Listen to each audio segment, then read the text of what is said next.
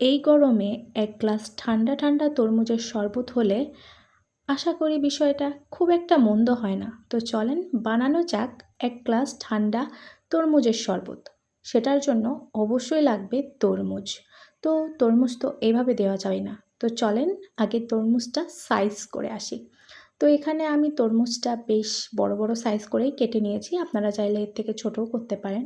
আর আমি জুসটা অবশ্যই ব্লেন্ডারে বানাবো। তো প্রথমে আমি তরমুজগুলো দিয়ে দিচ্ছি। আর খুবই অল্প জিনিস দিয়ে আজকে তরমুজের জুসটা বানাবো। দেন আমি এক ফোঁটা লবণ দিয়েছি। এর বদলে আপনারা বিট লবণ দিতে পারেন, যেহেতু আমার বাসায় ছিল না তাই দেওয়া হয়নি। পরিমাণ মতো একটু চিনি দিয়েছি। যদি আমি শুধু একা খেতাম তাহলে চিনিটা স্কিপ করতাম, যেহেতু আমার আম্মু আর বোনও খাবে এই জন্য চিনিটা অ্যাড করেছি। লেবুর রস দিয়েছি। আপনারা চাইলে গোলমরিচটা অ্যাড করতে পারেন, তাহলে টক ঝাল মিষ্টির একটা ফ্লেভার আসবে। দেন পরিমাণ মতো কিছুটা পানি দিয়েছি। আমরা যেহেতু একদম গাঢ় জুসটা খেতে চাচ্ছি না এই জন্য পানিটা অ্যাড করেছি, আপনারা চাইলে নাও দিতে পারেন। দেন সব কিছু দিয়ে ব্লেন্ডারে আমি একদম জুসটা মেক করে নিয়েছি।